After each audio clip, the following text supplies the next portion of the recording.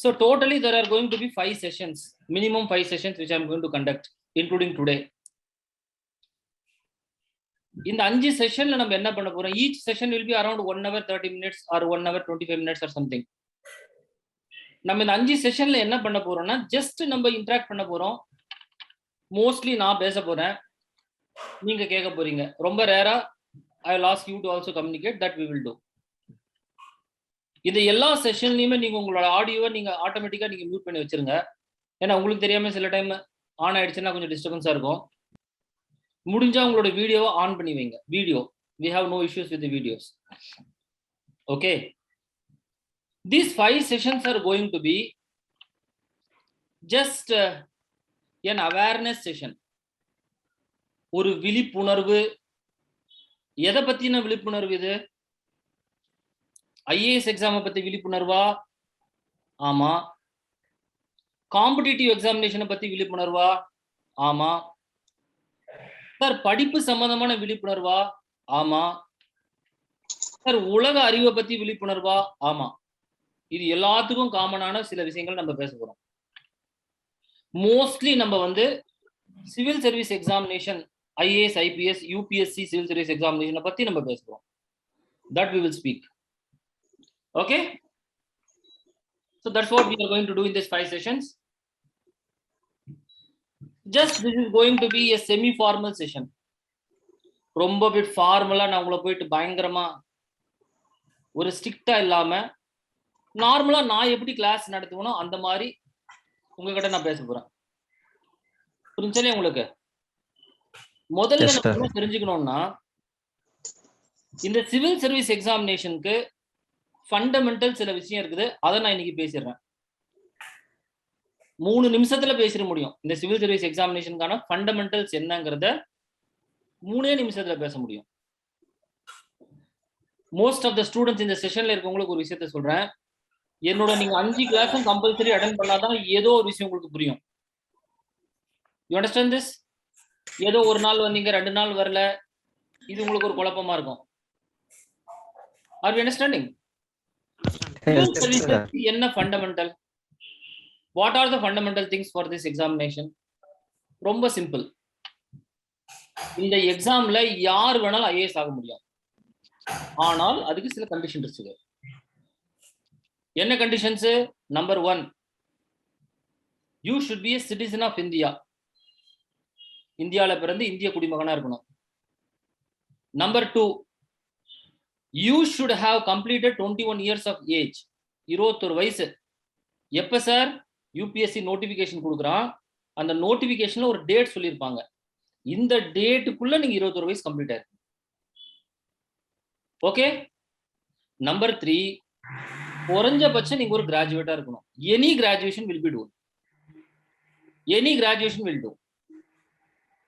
Sir நான் வந்து BA படிச்சிருக்கேன், சார் நான் வந்து பிஇ படிச்சிருக்கிறேன், நான் எம்பிபிஎஸ் படிச்சிருக்கேன், இதனால சிவில் சர்வீசஸ் அப்ளை பண்ணும்போது எதனாச்சும் ஸ்பெஷல் சலுகை நம்மளுக்கு இருக்குதா? எம்பிபிஎஸ் படிச்சவனுக்கு ஒரு 5 மார்க் அதிகமா, ஒரு பிஎஸ்சி படிச்சவனுக்கு ஒரு 5 மார்க் கம்மியா, இப்படி ஏதாச்சும் பேராமீட்டர்ஸ் இருக்குதா அப்படின்னா அப்படி கிடையாது. when you are applying for this examination, everybody will be treated equal. இந்த சிவில் சர்வீஸ் யூபிஎஸ்சி எப்படி உங்களை புரிஞ்சுக்குது அப்படின்னா, நீங்க அதை எப்படி புரிஞ்சுக்கிறீங்களோ இல்லையோ அதை பின்னாடி பார்ப்போம். யூனியன் பப்ளிக் சர்வீஸ் கமிஷன்ங்கிறத தான் நான் யூபிஎஸ்சின்னு சொல்றேன். Union public service commission. அது உங்களை எப்படி புரிஞ்சுக்குது அப்படின்னா, நீங்க எல்லாருமே அந்த யூபிஎஸ்சி முன்னாடி சமம் அப்படின்னு கருது. சமம்னா என்ன அர்த்தம்? நீங்க எம்பிபிஎஸ் படிச்சிருக்கீங்க, எம்எஸ் படிச்சிருக்கீங்க. I am going to mute you all because I think a lot of sound I am getting.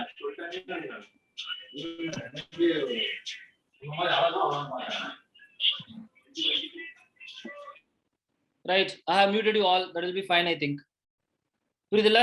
இப்போ ஒன் வே கம்யூனிகேஷன் தான். ஓகேவா உங்களுக்கு எல்லாருக்கும்? ஏன்னா நீங்க என்கிட்ட பேசணும்னா just you put the message, that will be fine. Everybody okay? ஓகேவா? Right, okay. யூபிஎஸ்சி உங்களை எப்படி புரிஞ்சுக்குது? UPSC says that you are all equal in front of the UPSC. Irrespective of the degree, you are equal. Second point, irrespective of the region you are equal. நிறைய பேருக்கு அந்த சந்தேகம் இருக்கும். Sir நான் வந்து பாத்தீங்கன்னா தமிழ்நாட்டுல இருந்து போறேன், டெல்லிக்கார பசங்களுக்கு சலுகை பண்ண மாட்டாங்களா? நான் தமிழ்நாட்டுல இருக்கேன் சார். அப்படி கிடையாது. Third, irrespective of the religion, the UPSC is showing equality. நீங்க என்ன ரிலீஜனா கூட இருக்கலாம், என்ன cost, communication, anything you can be. In front of the board when you are applying for the examination, appearing for the examination, you are all equal. புரியுதுல உங்களுக்கு? Sir irrespective of the sex, you are all equal. Sir female கேண்டிடேட்னா கொஞ்சம் அதிகம் mark போடுவாங்களா? Cut off கொஞ்சம் ஏதாச்சும் ஒரு மாதிரி இருக்குமா? கிடையாது. That and all will not be there. So நீங்க யூபிஎஸ்சி அப்ளை பண்றதுக்கு ஒரு டிகிரி தேவை. அது எந்த டிகிரியா இருந்தாலும் பிரச்சனை கிடையாது. சார் நான் வந்து பாத்தீங்கன்னா ஃபர்ஸ்ட் கிளாஸ்ல பாஸ் பண்ணியிருக்கேன், நான் டிஸ்டிங்ஷன்ல பாஸ் பண்ணியிருக்கேன், நானு டிஸ்டிங்ஷன்ல பாஸ் பண்ணியிருக்கேன், இன்னொருத்தன் பாத்தீங்கன்னா ஜஸ்ட் பாஸ் பண்ணியிருக்கான் டிகிரி. சார் ரெண்டு பேரும் ஈக்குவலா? சார் ரெண்டு பேருமே ஈக்குவல் தான் யூபிஎஸ்சி முன்னாடி. சார் நான் டைரக்டா அண்ணா யூனிவர்சிட்டியில போய் அண்ணா யூனிவர்சிட்டி கேம்பஸ்ல படிச்சிருக்கேன், இன்னொருத்தர் கரஸ்பாண்டன்ஸ்ல, சார் கரஸ்பாண்டன்ஸ் கூட இல்ல, ஓபன் யூனிவர்சிட்டி கோர்ஸ்ல ஒருத்தர் படிச்சிருக்காரு. யூபிஎஸ்சி முன்னாடி நீங்க ரெண்டு பேரும் ஒரே ஆள் தான். சோ நீங்க இது வரைக்கும் காலேஜ்ல வாங்கின மார்க் இந்த யூபிஎஸ்சி எக்ஸாமுக்கு ஒரு பிசாக்கு பிரயோஜனம் இல்ல அப்படிங்கறத தெரிஞ்சுக்கோங்க. நிறைய பேர் நினைப்பாங்க, சார் இவரெல்லாம் ரொம்ப நல்லா படிச்சவர் சார், அவரெல்லாம் பாத்தீங்கன்னா 12th topper, 10th topper, college topper. UPSC இதனால it's not going to bother. UPSC will not recognize you for that. Are we understanding this? Sir அப்ப எதை பொறுத்து யூபிஎஸ்சி நம்மளை வேறுபடுத்தும் அதை நம்ம பார்ப்போம். யூபிஎஸ்சி எதை வச்சு உங்களை வேறுபடுத்தும்னா, நீங்க இந்த யூபிஎஸ்சி எக்ஸாம்ல வாங்குற மார்க்கை வச்சுதான் நீங்க வேறுபடுவீங்க. ஏன் இந்த பாயிண்ட நான் ரொம்ப ஸ்ட்ராங்கா இன்சிஸ்ட் பண்றேன்னா, நிறைய பேர் என்ன நினைக்கிறாங்க, நான் ஏற்கனவே நல்லா படிச்சனால எனக்கு ஒரு அட்வான்டேஜ் இருக்கு, அந்த மார்க் அப்படியே கேரி ஃபார்வர்ட் பண்ணும் அப்படிங்கிற ஒரு அட்வான்டேஜ் இருக்குன்னு நினைக்கிறாங்க. அது 100% கிடையாது. நிறைய பேர் என்ன நினைக்கிறாங்க, இது நாள் வரைக்கும் நான் நல்லா படிக்கல, இனிமேல் நான் நல்லா படிக்க போறது இல்ல, அதனால இந்த எக்ஸாம் நான் பாஸ் பண்றதுக்கு வாய்ப்பு இல்லைன்னு நினைக்கிறாங்க. அதுவும் கிடையாது. இப்ப நீங்க ப்ரிப்பேர் பண்ண ஆரம்பிச்சு இந்த preliminary examination, mains preliminary examination qualifying தான். நீங்க மெயின்ஸ் எக்ஸாமினேஷன்ல வாங்குற ஒரு மார்க்கும் தான் உங்களை டிசைட் பண்ணும் நீங்க ஐஏஎஸ் ஆகுறீங்களா ஐபிஎஸ் ஆகுறீங்களாங்கிறத பொறுத்து. இது நாள் வரைக்கும் நீங்க என்ன பண்ணீங்கிறது யாருக்குமே கவலை கிடையாது. இன்ஃபேக்ட் யூபிஎஸ்சிக்கு சுத்தமாக கவலை கிடையாது. நீங்க முடிவு எடுத்து படிக்கணும்னு ஆரம்பிச்சதுல இருந்து நீங்க என்ன படிக்கிறீங்க, அது போய் எப்படி நீங்க வந்து மார்க்கா கன்வெர்ட் பண்றீங்க, அதை பேஸ் பண்ணி தான் உங்களோட ரேங்க், உங்களுடைய கேடர் எல்லாமே முடிவாகும். சோ இது வரைக்கும் நீங்க என்ன பண்ணீங்கிறது எனக்கும் கவலை கிடையாது, யூபிஎஸ்சிக்கும் கவலை கிடையாது. ஏன்னா நானும் யூபிஎஸ்சி எக்ஸாம் தான் நடத்துறேன். So I don't care what you have done in the past. Past is immaterial. இன்னொரு குழப்பம் இருக்குது பசங்களுக்கு. சார் ஒருத்தர் பாத்தீங்கன்னா 35 வயசுல ஒரு எக்ஸாம் எழுத போறாரு. 35 வயசு அவரு. ஏஜ் லிமிட் உங்களுக்கு எல்லாருக்கும் தெரியும்னு நினைக்கிறேன். ஓபிசி கேண்டிடேட் 33+2 35 வயசு வரைக்கும் எழுதலாம். SC candidate, ST candidate 37 years வரைக்கும் எழுதலாம். நீங்க வந்து 21 வயசுல எழுதலாம். காலேஜ் முடிச்சு இப்பதான் ஃப்ரெஷ்ஷா ஒருத்தர் வராரு, 21 வயசுல ஒரு எக்ஸாம் எழுதுறாரு. அதே எக்ஸாம் தான், அதே கொஸ்டின் பேப்பர் தான். 35 வயசுல ஒரு எக்ஸாம் வராரு, அதே கொஸ்டின் பேப்பர் தான். சார் எப்படி சார் இந்த யூபிஎஸ்சி எக்ஸாம் கொஞ்சம் தயவுதாச்சு இல்லாம ஒரே கொஸ்டின் பேப்பர் 2 பேருக்கும் கொடுக்குறாங்க? ஒருத்தர் 15 வருஷம் உங்களோட அனுபவத்துல முதிர்ந்து இருக்கிறாரு, நீங்க இப்பதான் காலேஜ் முடிச்சு கத்துக்குட்டியா வந்திருக்கிறீங்க. யூபிஎஸ்சி முன்னாடி 2 பேரும் ஒருத்தர் தான். Everybody will be treated equally. புரிஞ்சுல? அதனால யாருனாச்சும் உங்ககிட்ட வந்து, சார் இந்த யூபிஎஸ்சி எக்ஸாம்ல ஏதாச்சும் நான் ஒண்ணு பண்ணி ஒரு ரெக்கமெண்டேஷன் பண்ணி ஒரு வேலை வாங்கி கொடுத்துட முடியும்னு யாருன்னா சொன்னாங்கன்னா 100% அவங்கள நம்பாதீங்க. புரியுதா இல்லையா உங்களுக்கு? யூபிஎஸ்சி முன்னாடி ஒரு கடைக்கோடியில இருக்கிற ஒரு வில்லேஜ் ஃபார்மருடைய பையனும் ஒரு பெரிய மினிஸ்டரோட பையனும் 2 பேரும் ஒன்னாதான் பார்க்கப்படுவாங்க. ஏன்? ஏன்னா யூபிஎஸ்சில யாரோட பேப்பர் யார்கிட்ட போகுது, யார் பேப்பரை யார் கரெக்ஷன் பண்றா, யார் இன்டர்வியூ போர்டுக்கு யார் போறாங்க, இது எதுவுமே யாருக்கும் தெரியாது. அப்ப 2 பேர் வந்து என்கிட்ட ஸ்டூடெண்ட் சொல்றான், சார் கொஞ்சம் எதனாச்சும் நம்ம தமிழ்நாட்டுல சிலதெல்லாம் நடக்குதுன்னு கேள்விப்பட்டேன் சார் டிஎன்பிசில. அதே மாதிரி நீங்க அப்படியே அந்த யூபிஎஸ்சில என்ன கொஞ்சம் பணத்தை கிணத்தை கொடுத்து கொஞ்சம் ரெடி பண்ணி விட்டுருவீங்கன்னா அப்படின்னா, பாயிண்ட் நம்பர் 1 அது பண்ணவே முடியாது. 100% பண்ண முடியாது. பாயிண்ட் நம்பர் 2 நான் பண்ணவே மாட்டேன். புரிஞ்சா இல்லையா உங்களுக்கு?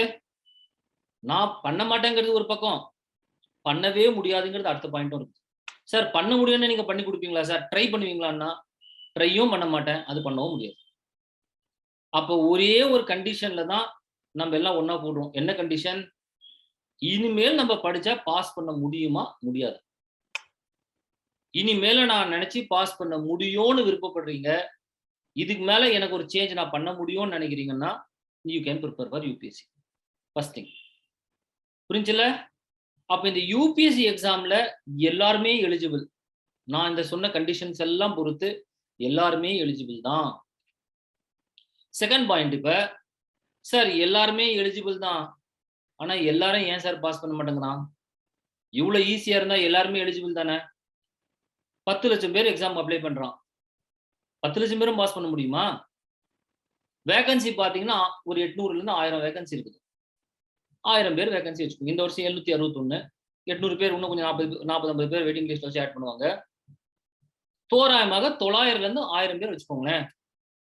1000 number of post is required by the union government. இந்த ரெக்ரூட்மெண்ட் பண்ணி எல்லா ஸ்டேட்டுக்கும் அவன் வேலைக்கு ஆள் எடுத்து எல்லா ஸ்டேட்டுக்கும் பிரிச்சு கொடுக்க போறான். புரிஞ்சா இல்லையா? அது ஒரு ரெக்ரூட்மெண்ட் ஏஜென்சி. எது? யூபிஎஸ்சி.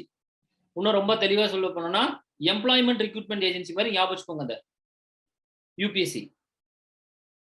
இந்த யூபிஎஸ்சிக்கு கான்ஸ்டிடியூஷனே சில ரைட்ஸ் அண்ட் டியூட்டிஸ் கொடுத்திருக்காங்க.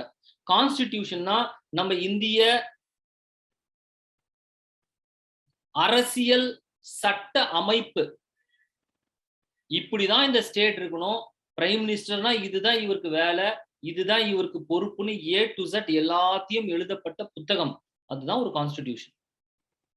அந்த கான்ஸ்டிடியூஷன்லயே இந்த யூபிஎஸ்சிக்கு என்ன வேலை அப்படிங்கறத நிர்ணயம் பண்ணியிருக்காங்க. ஏன் சார் இந்த கான்ஸ்டிடியூஷன்ங்கிற வார்த்தையை நீங்க வெளியிடுகிறீங்க இப்ப அப்படின்னா, ஏன்னா அப்படி நிர்ணயப்பட்ட வேலை, கான்ஸ்டிடியூஷன் மூலியமாக நிர்ணயப்பட்ட வேலையை யாருனாலையும் தடுக்க முடியாது. எக்ஸாம்பிள், எலெக்ஷன் கமிஷன், அது ஒரு கான்ஸ்டிடியூஷனல் பாடி.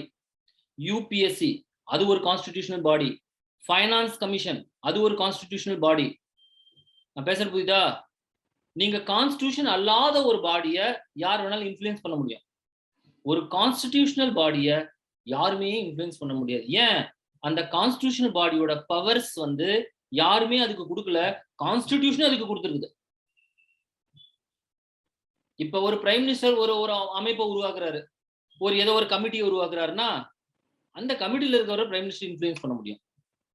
ஒரு தமிழ்நாட்டில் ஒரு மினிஸ்டர் ஒரு கமிட்டியை போடுறாரு, சுற்றுச்சூழ்நிலை கமிட்டி, போங்க யார் யாரெல்லாம் பிளாஸ்டிக் பேப்பர் உபயோகப்படுத்துறாங்களோ அவங்களெல்லாம் என்ன பண்றதுன்னு ஸ்டெப்ஸ் எடுங்க, ஃபைன் போடுங்கன்னா அவர் இஷ்டத்துக்கு ஃபைன் போட முடியும், என்ன வேணாலும் பண்ண முடியும். ஆனா கான்ஸ்டிடியூஷனல் பாடியை யாருமே இன்ஃப்ளூயன்ஸ் பண்ண முடியாது. ஏன்? அந்த கான்ஸ்டிடியூஷனல் பாடியில இருக்கிற மெம்பர்ஸை யாருமே வேலையை விட்டு தூக்கவும் முடியாது. அப்ப UPSC members are totally independent. They are not accountable to anybody. They can't report to anybody. Nothing, nobody need to be reported. அப்ப அவங்க வந்து ஃப்ரீயா வேலை செய்யறதுக்கான அந்த ஸ்பேஸ் கான்ஸ்டிடியூஷன் உருவாக்கி இருக்குது. அதனால இந்த யூபிஎஸ்சிங்கிறத ஒரு இண்டிபெண்டா அட்டானமஸா வேலை நடக்குது. செகண்ட் பாயிண்ட், சார் இந்த யூபிஎஸ்சியில எழுதுறவங்க பாத்தீங்கன்னா 1000 பேர் தானே சார் பாஸ் பண்றான், 8 லட்சம் பேர் 10 லட்சம் பேர் அப்ளை பண்றானே, ஏன் சார் இந்த 8 லட்சம் பேர் 10 லட்சம் பேர் அப்ளை பாஸ் பண்ணக்கூடாது? நார்மலா நீங்க நினைக்கிறத பார்த்தா 10 லட்சம் பேரும் பாஸ் பண்ணலாம். ஒரு காலேஜ் எக்ஸாம் மாதிரி இருந்துச்சுன்னா மினிமமா 40 மார்க் கட் ஆஃப். யாரெல்லாம் 40 தாண்டுறீங்களோ அவங்க எல்லாம் பாஸ். காலேஜ் பரீட்சை எப்படி இருக்கும்? ஒரு கட் ஆஃப், நீங்க பரீட்சை எழுதுறதுக்கு முன்னாடியே கட் ஆஃப் ஃபிக்ஸ் பண்ணிட்டான். இப்ப இல்ல, பல வருஷத்துக்கு முன்னாடியே 40 மார்க் வாங்கினா பாஸ்ங்கிறது ஃபிக்ஸ் பண்ணிட்டான். எனக்கு சொன்னாங்க ஒரு 50 வருஷத்துக்கு முன்னாடி 33 வாங்கினா பாஸ்ன்னு சொல்லிட்டு இருந்தாங்க எங்க தாத்தா காலத்துலலாம். இப்ப 40 ஆக்கிட்டாங்க அந்த பேராமீட்டர். 40 அண்ட் எபோவ் யார் எடுத்தாங்களோ அவங்கலாம் பாஸ். 40 அண்ட் எபோவ் ஒருத்தர் எடுத்தாலும் பாஸ். 40 அண்ட் எபோவ் கிளாஸ்ல இருக்க 100 பேர் எடுத்தாலுமே பாஸ். சார் 12வது எழுதுற ஒரு 5 லட்சம் பேரும் 40க்கு மேல எடுத்தா எல்லாருமே பாஸ். ஆனா யூபிஎஸ்சி அப்படி வைக்கல. ஏன்னா யூபிஎஸ்சிங்கிறது ஒரு காம்படிட்டிவ் எக்ஸாமினேஷன். அவனுக்கு தேவை ஒரு 1000 பேர். அவன் எல்லாத்தையும் எடுக்க முடியாது. ஏன்னா 1000 பேர் தான் தேவை. 1000 பேர் வந்து வேலைக்கு சேரணும்னா ஒரு 2500 பேரை இன்டர்வியூக்கு அவன் கூப்பிடணும். அப்பதான் ஒருத்தர் நல்லா பண்றாரா இல்லையான்னு பார்த்துட்டு இவர் இல்லைன்னா அவர் பெட்டர் கேண்டிடேட் முடிவு பண்ண முடியும். அப்ப 1000 வேகன்சிஸ்னா இன்டூ 2.5 அவங்கள இன்டர்வியூக்கு கூப்பிடுறாங்க. இன்டூ 2.5 அதுதான் ரேஷியோ. 1000 பேர் வேலைக்கு வேணும்னா அதுல 2.5 மடங்கு அதிகமா இருக்கிறவங்கள இன்டர்வியூக்கு கூப்பிடுறாங்க. சார் இன்டர்வியூல யார சார் கூப்பிடுறான் அப்படின்னு பாத்தீங்கன்னா மெயின்ஸ் அப்படிங்கிற பேப்பர் ஒன்று இருக்குதுல்ல, அந்த மெயின்ஸ்ங்கிற பேப்பர் எழுதினவன்ல இருந்து 2500 பேர் இன்டர்வியூ பாஸ் பண்ண வைக்கிறாங்க. சரி சார், இந்த மெயின்ஸ் யார் சார் எழுதுனா? மெயின்ஸ் மொத்தம் எத்தனை பேர் எழுதுறான்னா பிலிமினரி அப்ளை பண்ணி எழுதுறாங்க இல்லையா, பிலிமினரி. அந்த பிலிமினரி பாஸ் பண்ணவன் மெயின்ஸ் எழுதுறான். சார் பிலிமினரி யார் சார் பாஸ் பண்ணா? 8 லட்சம் பேர் எழுதுனாங்கல்ல, அதுல பிலிமினரிக்கு டோட்டலா 1:15 ரேஷியோ பிலிமினரி கிளியர் பண்றாங்க. 1:14, 1:15. அப்போ 1000 பேர் எனக்கு தேவைன்னா 14 மடங்கு நான் பிலிமினரி கிளியர் பண்ண வைக்கிறேன். நான் தான் யூபிஎஸ்சி. 14ல இருந்து 15 மடங்கு 14,000 பேரை நான் எடுக்கிறேன். இந்த 14,000 பேர் தான் பிலிமினரி கிளியர் பண்ண போறாங்க. இந்த 14,000 பேர்ல இருந்து எல்லாத்தையும் நான் மெயின்ஸ் எழுத போறேன். இந்த மெயின்ஸ் எழுதினவங்கல ஏன்னா 2500 பேர் தான் இன்டர்வியூ கூப்பிட்டு. இந்த 2500 பேர்ல இருந்து 1000 பேருக்கு தான் நான் வேலை கொடுப்பேன். புரிஞ்சா இல்லையா உங்களுக்கு? இப்ப இந்த 15,000 பேர் நான் பிலிமினரி எக்ஸாம்ல கிளியர் பண்ணணுமே, அவனை என்ன சார் மார்க் பாஸ் பண்ண அவன் கிளியர் பண்ணுவான் அப்படின்னா, நான் ஒரு பிலிமினரி எக்ஸாமினேஷன் வைக்கிறேன்னு அந்த எக்ஸாம்ல ஃபர்ஸ்ட் 15,000 பேர் எங்க வராங்களோ அந்த இடத்துல நான் புள்ளி வச்சு அதுதான் கட் ஆஃப்னு முடிவு பண்ண போறேன். அது 50ஆ இருக்கும், 40ஆ இருக்கும், 30ஆ இருக்கும், 20ஆ இருக்கும், 70ஆ இருக்கும். அது வேரி ஆகும். அது வருஷத்துக்கு வருஷம் மாறுபடும். எனக்கு தேவை 15,000 பேர். அந்த 15,000 ஆளு எங்க வந்தானோ அந்த இடத்துல நான் புள்ளி வச்சுட்டு அவன் வாங்கின மார்க்குக்கு மேல இருக்கவன்லாம் பாஸ்ன்னு டிக்ளேர் பண்ணுவேன், கீழே இருக்கவன்லாம் ஃபெயில் நான் சொல்லிவிடுவேன். அந்த மார்க் என்ன மார்க்னா அந்த 15,000 பேர் வாங்கின ஆவரேஜ் மார்க் என்ன இருக்குங்கிறது அதுதான் அதோட மார்க். அப்ப சில பேர் சொல்றாங்க சார் இந்த பிலிமினரியில எவ்வளவு சார் மார்க் வரும், எத்தனை மார்க் மேல எடுத்தா பாஸ்னா அது நான் சொல்ல முடியாது, யூபிஎஸ்சியும் சொல்ல முடியாது. நான் பேசுறது புரியுதா? அப்ப 7 லட்சம் பேர் எழுதினாலும் சரி, 10 லட்சம் பேர் எழுதினாலும் சரி, 1 கோடி பேர் எழுதினாலும் சரி, அவனுக்கு தேவை 15,000. அதை எப்படி முடிவு பண்றான்? ஃபர்ஸ்ட் 15,000 பேர் யார் வராங்க அங்க ஒரு புள்ளி வைக்கிறான், மேல இருக்கவங்க தூக்கிறான், முடிஞ்சு மேட்டர். இந்த 15,000 பேர் தான் மெயின்ஸ் எழுத போறாங்க.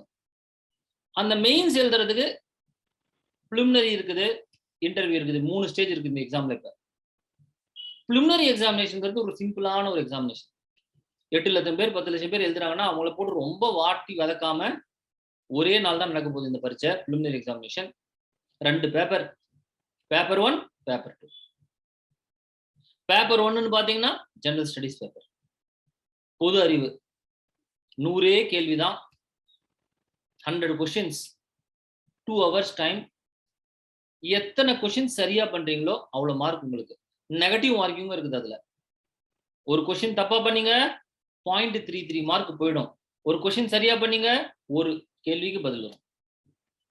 சோ அப்ப 3 கொஸ்டின் தப்பா பண்ணீங்கன்னா ஒரு கொஸ்டின் சரியா பண்ண கொஸ்டினோட ஆன்சர் மார்க் போயிடும். நான் பேசுறது புரியுதா? 100 கேள்வி, 100 கேள்விக்கு 200 மார்க். அப்ப ஒரு கேள்விக்கு 2 மார்க், 200 மார்க்ஸ்.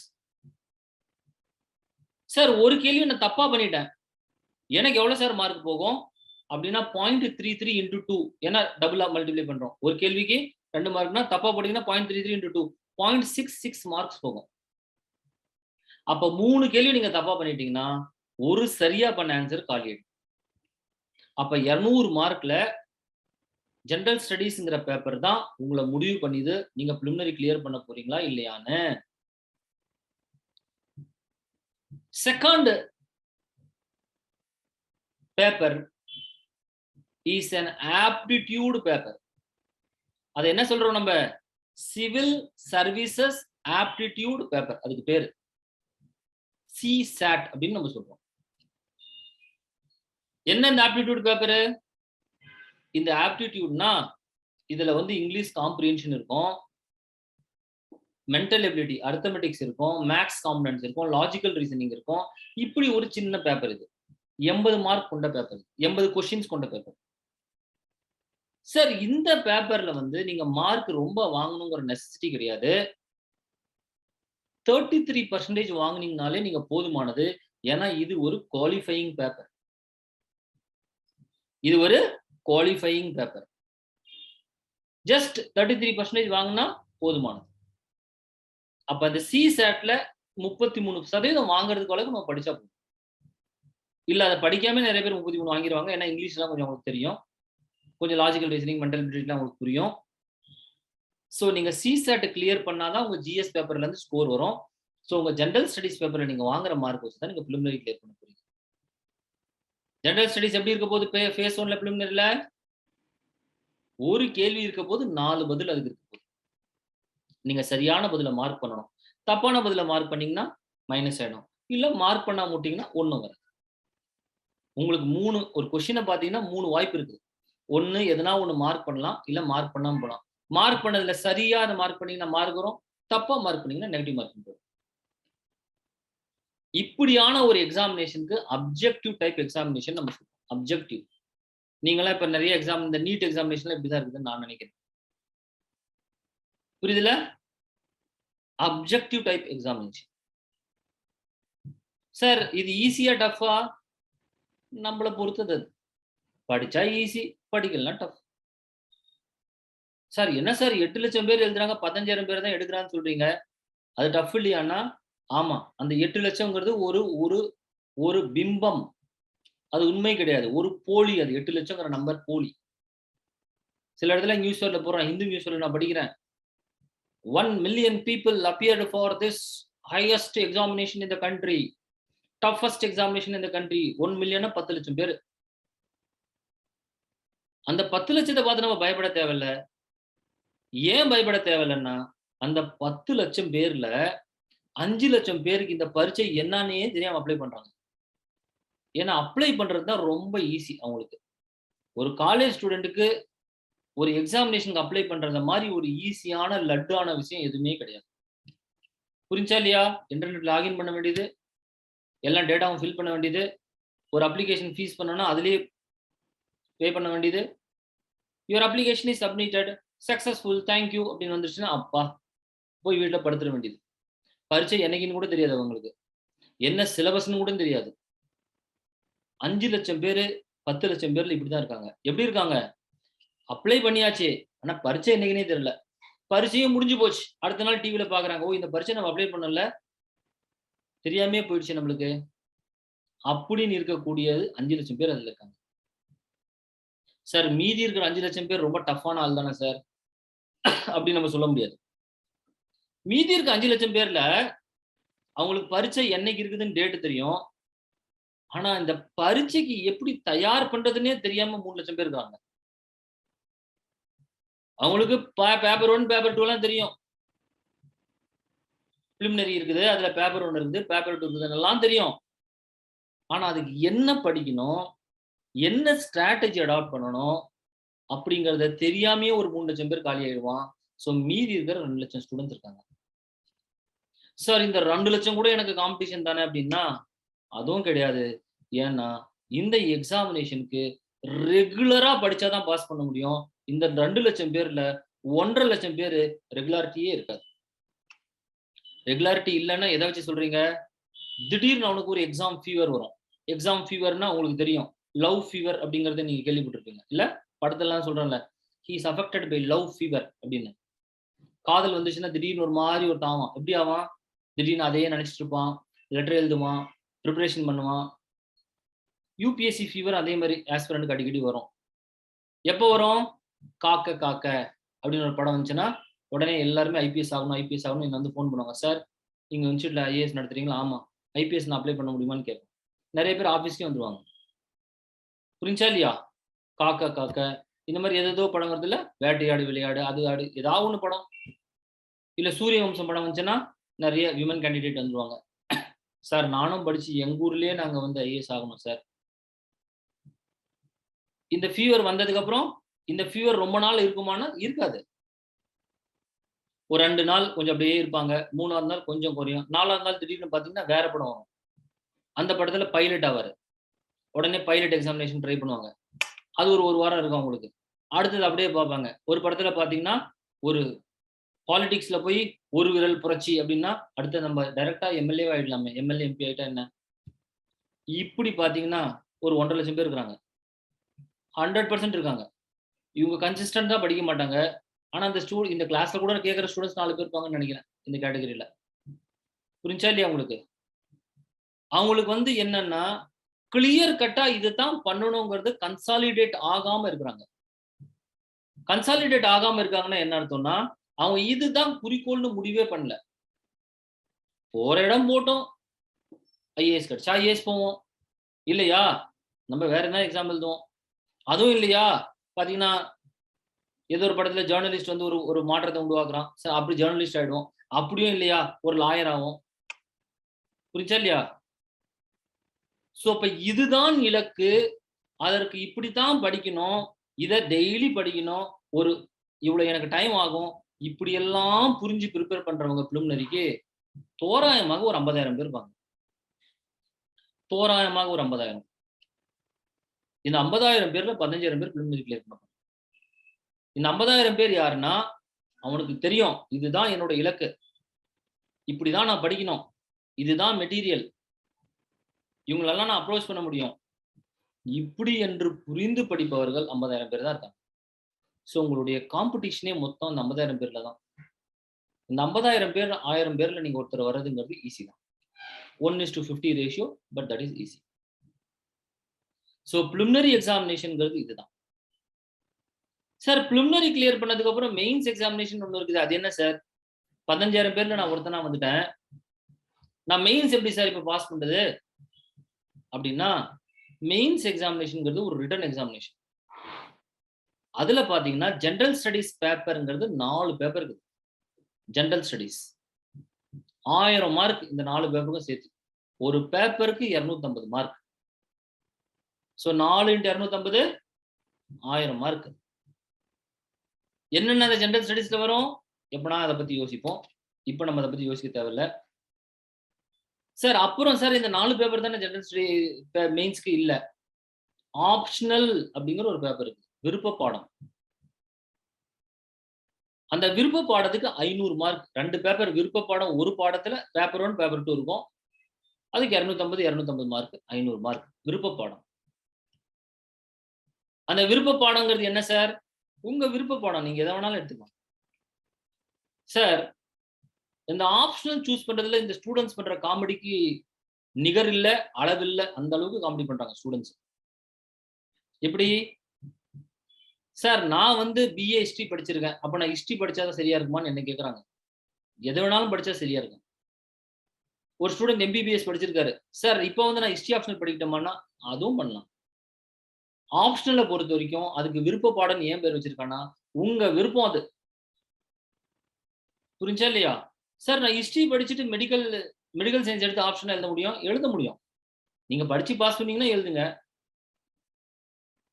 புரிஞ்சா இல்லையா உங்களுக்கு? யூபிஎஸ்சில கொடுக்கப்பட்ட லிஸ்ட்ல இருக்கிற எல்லா ஆப்ஷன்ஸ்லயும் ஏதோ ஒரு ஆப்ஷன் நீங்க எழுத முடியும். Okay? You can take any one option. Is it clear now, people? Is my background clear? Right, okay. Right, I was telling about what? I was telling about the optional paper. You can physically choose any optional. எதை வேணாலும் நீங்க optional விருப்ப பாடமா வைக்கலாம். இந்த விருப்ப பாடம் உங்களுடைய சாய்ஸ். புரியுதுல்ல? சார் நீங்க படிச்ச சப்ஜெக்ட் தான் எடுக்கணும்னு அவசியம் கிடையாது. படிக்காத சப்ஜெக்ட் எடுக்கலாமா? அதையும் எடுக்கலாம். எதை வேணாலும் எடுக்கலாம். ஆனா இதுல நிறைய காமெடி நடக்கும் இந்த ஆப்ஷனல் பேப்பரை பொறுத்த வரைக்கும். என்ன காமெடி நடக்கும்? அதை மொத்தம் 1-2 பாயிண்ட் நான் சொல்லிடுறேன். ஃபர்ஸ்ட் பாயிண்ட், சில ஸ்டூடெண்ட்ஸ் ரொம்ப அட்வான்ஸா யோசிக்கிறாங்க. சார் யாருமே எடுக்காத நான் ஒரு ஆப்ஷன் எடுத்தேன்னா எனக்கு நிறைய மார்க் வரும் தானே. இது யாரோ உங்களுக்கு 2 பேர் லாஜிக் சொல்லியிருக்காங்க, எனக்கு தெரியல யார் சொன்னாங்கன்னு சொல்லிட்டு. யாருமே ஒருத்தர் எடுக்காத ஒரு பாடம் எடுத்தீங்கன்னு வச்சுக்கோங்க சார், அதுல இருந்து நிறைய மார்க் வரும் தானே. எல்லாருமே எடுக்கிறது ஏன் சார் எடுக்கணும்? அப்ப நீங்க என்ன பண்ண போறீங்க அப்படின்னா, தமிழ்நாட்டுல இருந்து படிச்ச ஒரு ஸ்டூடெண்ட் பாலி லிட்டரேச்சர்னு ஒரு ஆப்ஷன் இருக்குது. புத்தர் யூஸ் பண்ண லாங்குவேஜ் அது பாலி. அது ஒரு ஆப்ஷனல் பேப்பர் வச்சிருக்காங்க லாங்குவேஜ் பேப்பர்ல. அதை போய் எடுத்து படிக்க வேண்டியது. ஏன்? யாருமே எடுக்கல, அதனால மார்க் வரும்னு சொல்லிட்டு. ஆனா அப்படி எடுத்தா விளங்காம போயிடும். ரெண்டாவது காமெடி, அதுல தமிழ்நாட்டில் இருக்க பசங்க என்ன நினைக்கிறாங்கன்னா, சார் நான் தமிழ் ஆப்ஷன் எடுக்கிறேன் சார். ஏன்பான்னு கேட்டா என்ன காரணம் வேணாலும் சொல்லிட்டு போலாம், ஆனா அதுக்கு ஒரு காரணம் சொல்றது தான் அவங்களுக்கு ரொம்ப நம்மளுக்கே ரொம்ப ஒரு காமெடியா இருக்கும். என்ன காரணம்? சார் தமிழ்நாட்டில் நான் தமிழ் ஆப்ஷன் எழுதுனா கரெக்ஷன் பண்றாள் யார் சார் கரெக்ஷன் பண்ணுவான்னு கேட்கணும். தமிழ்நாட்டில் இருக்க நம்ம கரெக்ஷன் பண்ணுவோம். அப்ப நம்ம ஊருக்காரங்களுக்கு நிறைய மார்க் போடுவான்ல அவன். யோசிச்சு பாருங்க சார் அப்படிங்கிறான். நான் யோசிச்சு பார்த்தேன். அப்ப கன்னடா ஆப்ஷன் எழுதுனவன் எங்க போடுவான்? அவன் ஊருக்காரன், அவனுக்கு மார்க் போடுவானா இல்லையா? தெலுங்கு ஆப்ஷன் எடுக்கிறவன் யாருப்பா கரெக்ஷன் பண்ண போறான்? அவன் மார்க் போடுவானா இல்லையா? அப்படியெல்லாம் போட்டா யூபிஎஸ்சி எப்படிப்பா பார்க்கும்? அப்படியா சார்? இல்ல சார், நான் எனக்கு சொன்னாங்க 2 பேரு, தமிழ்லயே எழுதுனா நம்ம ஊருக்காரன் தான் நம்மளை கரெக்ஷன் பண்ணா நிறைய மார்க் போடுவான்னு. இதுவும் ஒரு போலி. இதை நம்பவே நம்பாதீங்க. மூணாவது, சார்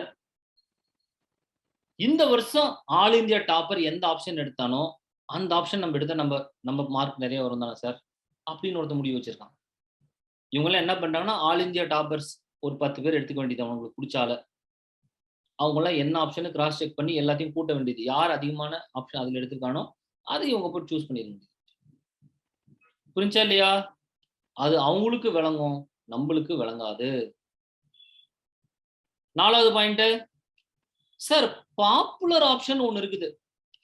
ஸ்டூடெண்ட்ஸ் மத்தியில பாத்தீங்கன்னா பாப்புலர் ஆப்ஷன் ஒரு பேர் வச்சிருக்கான். ஏன் அதை வச்சிருக்கான்னு தெரியல எனக்கு. பாப்புலர்னா பாப்புலர் ஆப்ஷன் என்ன அர்த்தம்னா எல்லாருமே சொல்றான் சும்மா அப்படி ஆப்ஷன் எல்லாருமே போற போக்குல எல்லாருமே சொல்றது பாப்புலர். ஃபார் எக்ஸாம்பிள், ஒரு படம் சக்சஸ் ஆகுது. நீங்க தமிழ்நாட்டில் உங்களுக்கு மூவியை பத்தி பேசினா புரியும்னு நினைக்கிறேன். ஒரு படத்தை எல்லாருமே போய் பாக்குறான். படம் நல்லா எடுத்திருக்கானு சொல்ல முடியாது, பாட்டு நல்லா இருக்கு அதுவும் சொல்ல முடியாது. சும்மா ஏதோ எல்லாருமே நல்லா இருக்குன்னு சொல்லி அப்படியே ஓடிடும் சில படம்லாம். பார்த்துருப்பீங்க நீங்க. இன்னொரு படம் பயங்கரமான டெக்னாலஜிக்கல் இன்புட் போட்டிருப்பாங்க, நல்லா நடிச்சிருப்பாங்க, நிறைய இருக்கும், ஆனா படம் ஃபிளாப் ஆகும். ஏன்னா அது பாப்புலர் இல்ல. யூபிஎஸ்சி அந்த மாதிரி பாப்புலர்னு சொல்லிட்டு ஒரு 4-5 ஆப்ஷன் வச்சுட்டு இருக்காங்க. அதை போய் 2 பேர் எடுக்க வேண்டியது, அதை வழங்காம போயிடும். சார் ஆப்ஷன் விளங்காம போறோங்கிற பாயிண்ட் சொல்றீங்களே, விளங்குற மாதிரி எதுனா 2 பாயிண்ட் சொன்னா தானே சார் எங்களுக்கும் நல்லா இருக்கும். ஆமா, அதுவும் 2 பாயிண்ட் சொல்லதான் போறேன். பாயிண்ட் நம்பர் 1, நீங்க எந்த ஆப்ஷன் வேணாலும் எடுக்கலாம். பாயிண்ட் நம்பர் 2, இந்த ஆப்ஷனல நீங்க 3.5 மாசத்துல இருந்து 4 மாசத்துக்குள்ள படிக்கக்கூடிய ஆப்ஷன்னா அது உங்களுக்கு பிரயோஜனமா இருக்கும். எந்த ஆப்ஷன் எடுத்தாலும் 3.5 monthsல நீங்க படிக்கணும். ஆனா பிராக்டிகலா ஒரு நிறைய ஆப்ஷன்ஸ் 3.5 மாசத்துல முடிச்சிட முடியும். இந்த ஆப்ஷன்ல படிச்சு நீங்க டிகிரி வாங்குற அளவுக்கோ இல்ல பிஹெச்டி பண்ற அளவுக்கோ நீங்க படிக்க தேவையில்லை. ஐஏஎஸ் எக்ஸாமினேஷன்ல பாஸ் பண்ணக்கூடிய அளவுக்கு, ஐஏஎஸ் வாங்குற அளவுக்கு கூடிய அந்த மார்க் வாங்கிட்டா போதும் அந்த ஆப்ஷன்ல. அது 3.5 மாசத்துல 4 மாசத்துல இருந்து பண்ணிட முடியும் சில ஆப்ஷன்ல. மூணாவது பாயிண்ட், இந்த ஆப்ஷனுக்கு தெளிவான ஸ்டடி மெட்டீரியல் இருக்கிறதா இல்லையா, இதுதான் சிலபஸ் என்று டிஃபைன் பண்ண ஆப்ஷன்லா, இதுதான் சார் கொஸ்டின், இதுல இருந்தா சார் வரும் அப்படின்னு டிஃபைன்டு சில ஆப்ஷன்ஸ் இருக்குது. ரொம்ப முக்கியமானது 4வது பாயிண்ட், இந்த ஆப்ஷன்ல ஒழுங்கா சொல்லி கொடுத்து உங்களை கைட் பண்றதுக்கு ஒரு மென்டார் அவைலபிளா இல்லையா. அப்படி இருந்தால் இந்த ஆப்ஷன்ல நீங்க எந்த ஆப்ஷன்ல தான் படிச்செடுக்க முடியும். அண்ட் 5வது பாயிண்ட் ஒன்று இருக்குது, அந்த ஆப்ஷனல் ஜெனரல் ஸ்டடீஸ்ல எந்த அளவுக்கு உங்களுக்கு ஹெல்ப் பண்ணுது. ஜெனரல் ஸ்டடீஸ் பேப்பர்ல இருக்குது, அதுல கண்டென்ட் இருக்குது, சிலபஸ் இருக்குது. அந்த ஆப்ஷனல் அந்த ஜெனரல் ஸ்டடீஸ் பேப்பர்ல உங்களுக்கு எவ்வளவு ஹெல்ப் பண்ணுது. அப்படி இருந்தால் அந்த ஆப்ஷனல் உங்களுக்கு எடுக்கலாம் ஏதுவாக இருக்கும். புரிஞ்சா இல்லையா சார்? அப்ப நீங்க சொல்லுங்க சார், பேசாம நீங்களே சொல்லிருங்களேன் ஒரு ஆப்ஷன் எங்களுக்கு, நாங்களா ஒரு முடிவுக்கு வந்துடுறோம், எதுக்கு சார் எங்களுக்கு சொல்ல அப்படி நான் நார்மலா சொல்றது இல்ல. ஏன்னா அந்த முடிவு உங்களோட தான் இருக்கும். சார் எனக்கு தான் ஒண்ணுமே தெரியாது, நான் எப்படி சார் முடிவு எடுப்பேன்? அப்ப நம்மளுக்கு அதுக்கு ஒரு சொல்யூஷன் இருக்குது. ஜெனரல் ஸ்டடீஸ் அப்படிங்கறத படிங்க ஃபர்ஸ்ட். ஆப்ஷனை சூஸ் பண்றதுக்கு முன்னாடி ஜெனரல் ஸ்டடீஸ் பண்ணுங்க. நிறைய பேர் என்ன பண்ணிடுறாங்க, ஆப்ஷனை சூஸ் பண்ணிட்டு வந்துடுறாங்க. அதுக்கப்புறம் போய் ஆப்ஷனை படிச்சு வேற வழி இல்லாம அந்த ஆப்ஷன் கூடயே கட்டி மாள வேண்டியது. நான் என்ன சொல்றேன், ஃபர்ஸ்ட் ஜெனரல் ஸ்டடீஸ் அப்படிங்கறத படிங்க. அதுல உங்களுக்கு சில சப்ஜெக்ட்ஸ் மேல இன்ட்ரெஸ்ட் இருக்கும், ஈர்ப்பு இருக்கும். அதுக்கு சம்பந்தமான ஒரு ஆப்ஷன்ல நீங்க சூஸ் பண்ணலாம். ஏன் அப்படி சொல்றேன்? ஏன்னா ஜெனரல் ஸ்டடீஸ 4.5 மாசம் ஆப்ஷன்ல 4 மாசத்துல முடிச்சிடலாம். 4 மாசத்துல முடிச்சிடலாம். ஆனா ஜெனரல் ஸ்டடீஸ் முடிக்கிறதுக்கு 1 வருஷம் ஆகும். அப்ப ஃபர்ஸ்ட் உங்களோட ஜெனரல் ஸ்டடீஸ போகட்டும். அதுக்குள்ள கொஞ்சம் கொஞ்சமா உங்களுக்கு ஒரு ஐடியா வந்துரும். சோ அதுல இருந்து டிசைட் பண்றது ரொம்ப ஏதுவாக இருக்கும். இல்லையா? சில ஆப்ஷனல்ஸ பத்தி ஓரியன்டேஷன் என்ன நம்ம கேட்கணும். யுபிஎஸ்சியை பொறுத்த வரைக்கும் ஒரு ஸ்டூடெண்ட்டுக்கு ஒரு விஷயம் கண்டிப்பா இருக்கக்கூடாது. எந்த விஷயம் இருக்குதோ இல்லையோங்கிறது எனக்கு முக்கியம் கிடையாது. ஒரு விஷயம் 100% அந்த ஸ்டூடெண்ட் இருக்கக்கூடாது. அந்த விஷயம் என்னன்னா, ஒரு prebiased opinion about everything அது இருக்கக்கூடாது. அப்படி இருந்தா நீங்க கண்டிப்பா யுபிஎஸ்சி ப்ரிப்பேர் பண்ண தேவையில்ல. ஏன்னா நீங்க பாஸ் ஆக போறதில்ல. சார் ப்ரீ பயாஸ்ட் ஒப்பீனியன் அப்படின்னா என்ன சார்? அது எனக்கு புரியுற மாதிரி கொஞ்சம் சொல்லுங்களேன். எந்த ஒரு விஷயம் பண்றதுக்கு முன்னாடியும் அதோட முடிவு இவன் கையிலேயே இருக்கும் ஃபர்ஸ்டே. சார் அது பண்ண முடியாது சார். சார் அது எனக்கு வராது சார். ஹேண்ட் ரைட்டிங் மாத்த முடியாது சார். இத்தனை வருஷம் நான் மாத்துவானே சார். டயகிராம்ஸ் எனக்கு போட வராது சார். புக்ஸ் படிச்சதே இல்ல சார். இனிமேலும் படிக்க போறதில்ல. சார் என்னால ரெகுலரா ஒர்க் பண்ண முடியாது சார். காலையில என்னால எழ முடியாது சார். அப்ப எல்லாத்தையுமே ஒரு முடிவு வச்சிருக்கான் பாத்தீங்களா? பாசிபிலிட்டி அவங்ககிட்ட இருக்காது. ஐஏஎஸ் அது மட்டும் ஆகணும் சார். அது வந்து நீங்க பாத்தீங்கன்னா ஐஏஎஸ் வேணா ஐபிஎஸ் ஆகணும் சார். அப்படிங்கிறான். அப்ப ஆக வேண்டியது ஐபிஎஸ். ஆனா அதுக்கு முன்னாடி இவர் இத்தனை விஷயம் பண்ண முடியாது இவரால. எது பண்ண முடியாது? காலையில எழ முடியாது. குடுக்குற பேப்பர் படிக்க முடியாது. ஹேண்ட் ரைட்டிங் வராது எனக்கு. டயகிராம்ஸ் அது எனக்கு என்னைக்கும் வந்தது கிடையாது. இங்கிலீஷ் அறவே வராது. தமிழ்நாடு சார். நான் எதுக்கு சார் இங்கிலீஷ் பேசணும்னு நான் 2 பேர். இப்ப இவ்ளோ டிராபேக் வச்சுக்கிட்டு எப்படிப்பா நம்ம பாஸ் பண்ண முடியும்? முதல்ல ஒரு விஷயத்த நல்லா தெளிவா தெரிஞ்சுக்கோங்க.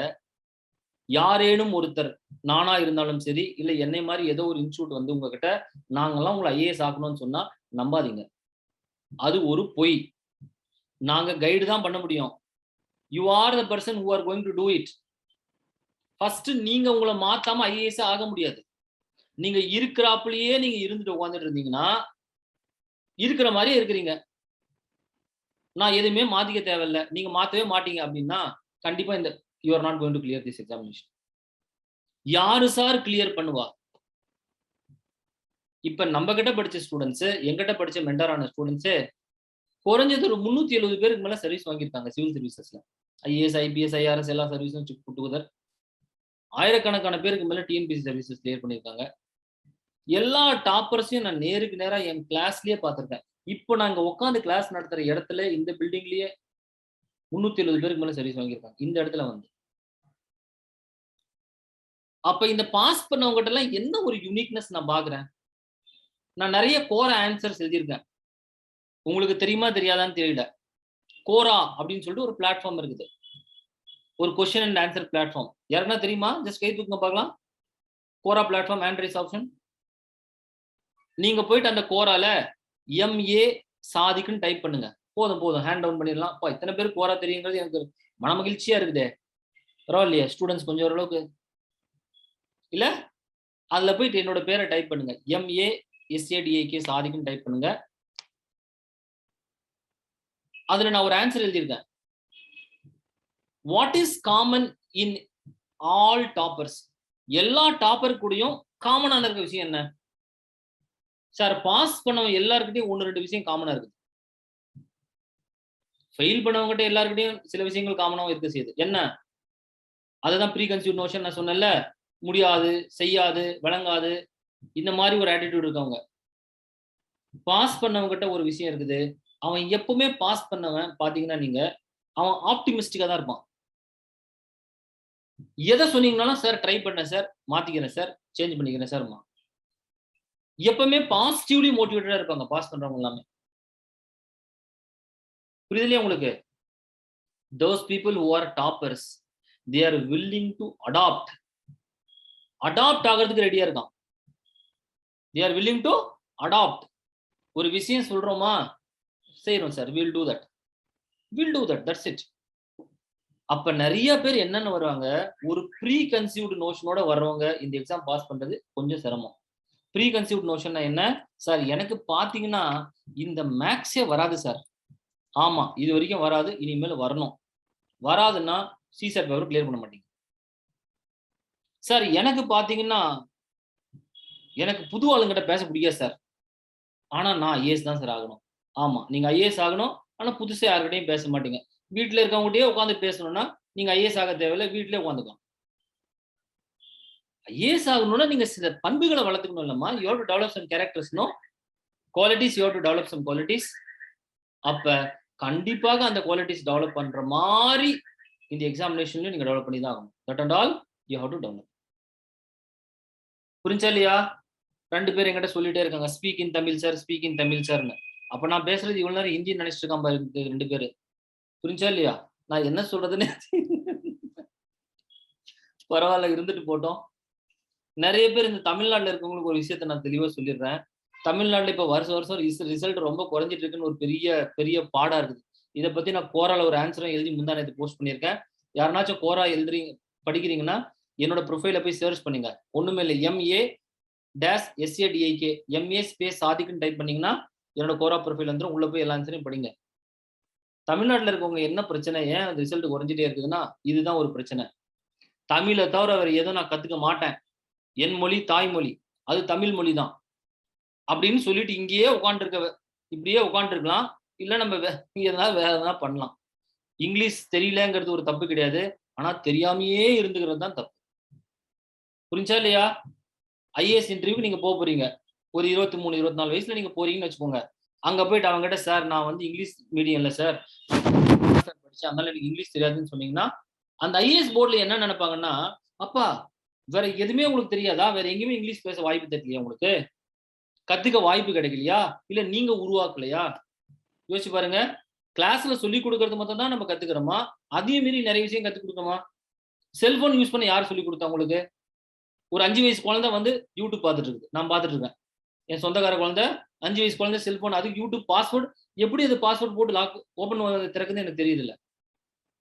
புரியுதா இல்லையா? சோ ஒரு 5 வயசு குழந்தைக்கு யூடியூப் பார்க்க தெரியுது, அது சர்ச் பண்ணுது எல்லாத்தையும், அது யாருமே சொல்லி கொடுக்கல. ஆனா நீங்க தமிழ் மீடியம் படிச்சனால, நான் தமிழ்நாட்டுல படிச்சனால தமிழ் மட்டும்தான் சார் நான் பேசுவேன் அப்படின்னா என்ன பிரச்சனைன்னா, அது யூபிஎஸ்சியை நீங்க பாஸ் பண்றதுக்கு ஹெல்ப் பண்ணாது. Opportunities are immense. Tamil medium தான் படிச்சோம், அதுக்கு தமிழ் மட்டுமே பேசிட்டு இருந்தா வழங்காம போயிடும். இங்கிலீஷும் தெரிஞ்சுக்கணும், ஆங்கிலமும் நல்லா தெரியணும். அது மட்டுமே இல்ல, முடிந்தால் ஹிந்தியும் தெரிஞ்சுக்கணும். அது மட்டுமே இல்ல, முடிந்தால் எந்த லாங்குவேஜ்னா இந்தியா இருக்க லாங்குவேஜ் நீங்க கத்துக்கணும். இந்த அவுட்லுக் இருக்குது பாத்தீங்களா, இதுதான் சார் நான் பண்ணுவேன் அப்படின்னு சொல்றது உங்களை பாஸ் பண்ண உதவாது. நீங்க வேணா ஒரு ஐடியாலஜிக்கலா இருக்கலாம், ஒரு சார் எனக்கு ஒரு கொள்கை இருக்கு சார், என்ன தமிழை தவிர வேற எதுவுமே இந்த நாக்கு பேசாது சார் அப்படின்னீங்கன்னா, அப்ப நீங்க பீஸா பர்கர் எல்லாம் சாப்பிடக்கூடாது, ஆப்பிள் ப்ராடக்ட்ஸ் யூஸ் பண்ணக்கூடாது, இன்ஃபேக்ட் நீங்க பூட்ஸ் எல்லாம் கூட போடக்கூடாது. புரிஞ்சா இல்லையா உங்களுக்கு? ஜீன்ஸ் பேண்ட் சட்டை இது எதுவுமே போடக்கூடாது. கொஞ்சம் உங்க அவுட்லுக் வந்து கன்சர்வேட்டிசம்ல இருந்து மாடர்ன் அவுட்லுக் ஆகணும். புரியுதா நான் பேசுறது உங்களுக்கு? எதை வேணாலும் பண்ணுங்க, ஆனா அது நல்லா படிச்சு புரிஞ்சு ஆராய்ந்து அதுக்கப்புறம் நீங்க பண்ணணும். புரிஞ்சா இல்லையா உங்களுக்கு?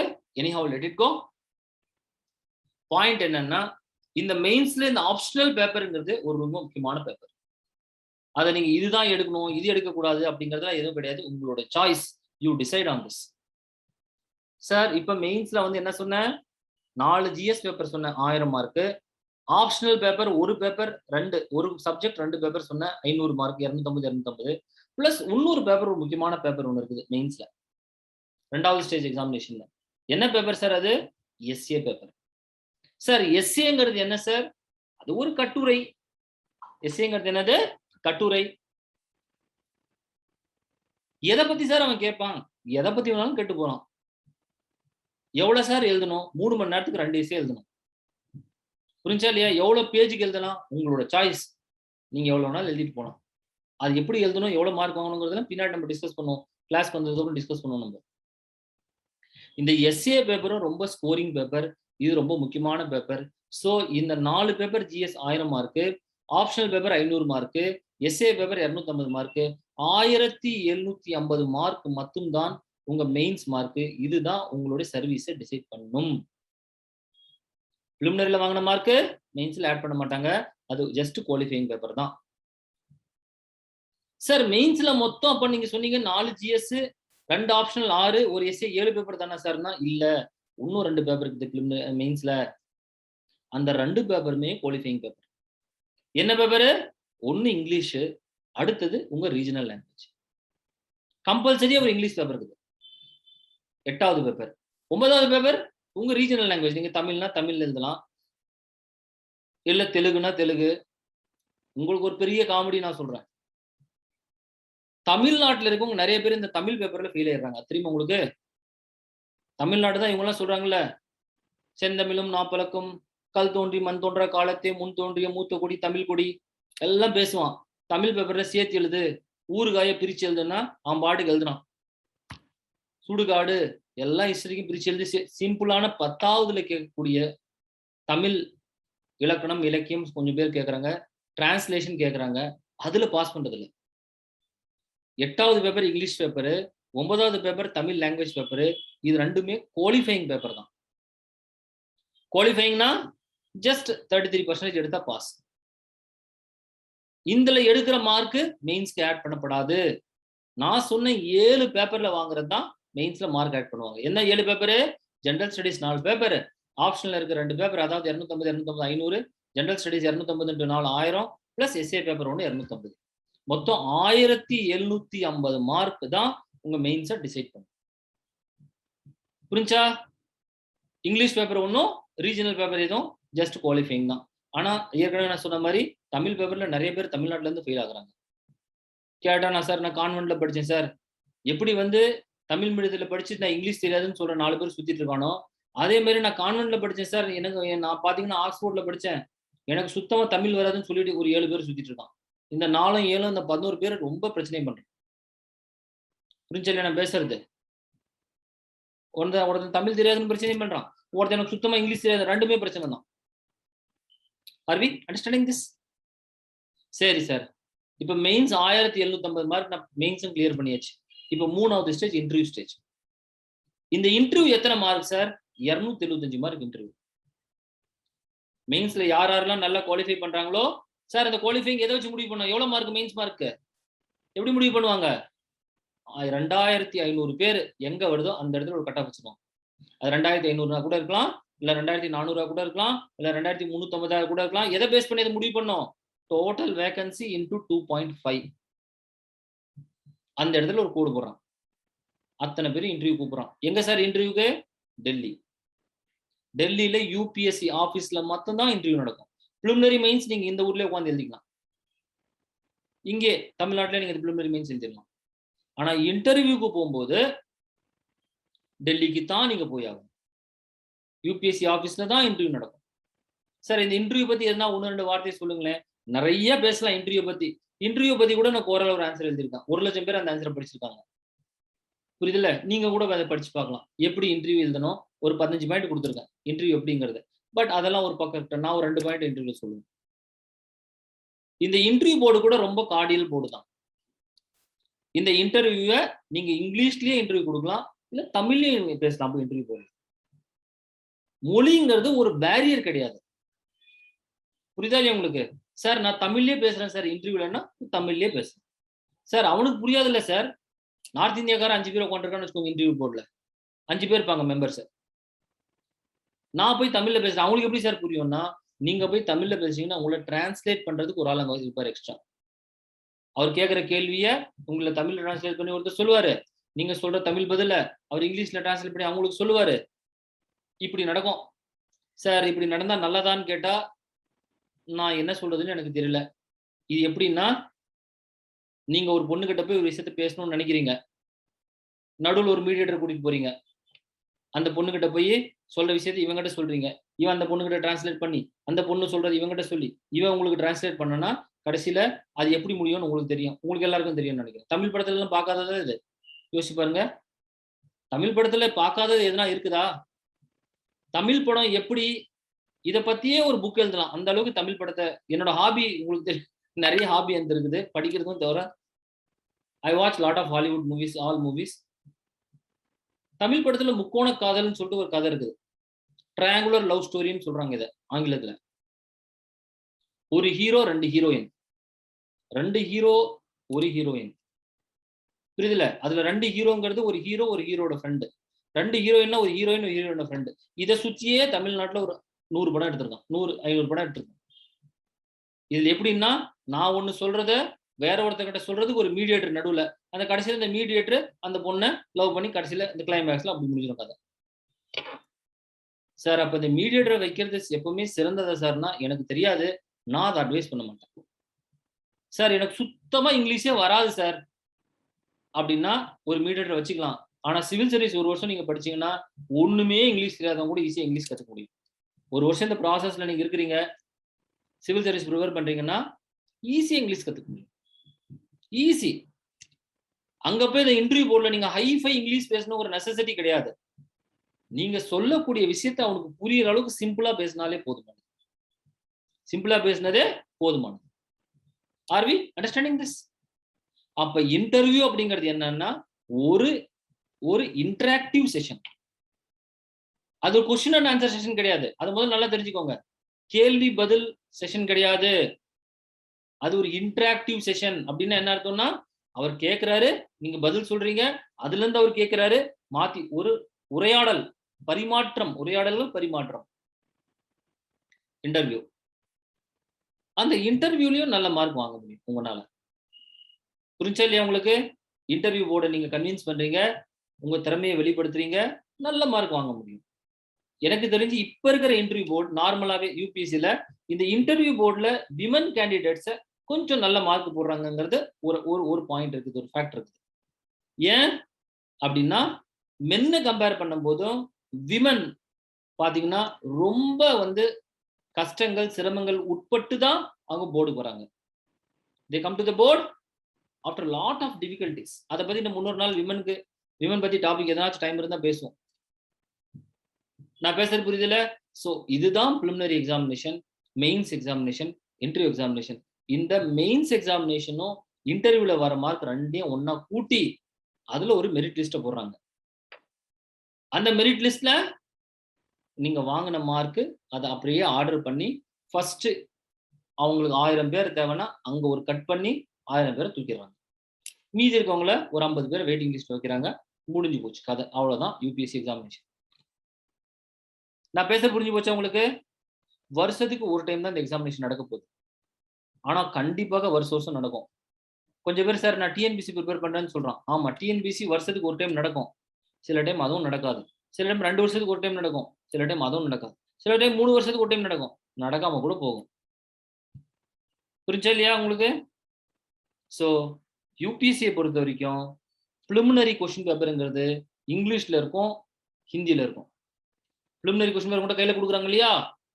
அது எப்படி இருக்கும்? இங்கிலீஷ்ல இருக்கும். அதே டிரான்ஸ்லேஷன் ஹிந்திலையும் இருக்கும். மெயின்ஸ் கொஸ்டின் பேப்பர் கொடுக்குறாங்க இல்லையா?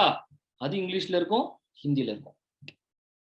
சார் நான் இப்ப தமிழ்நாடு எல்லாமே தமிழ்ல எழுத முடியுமா?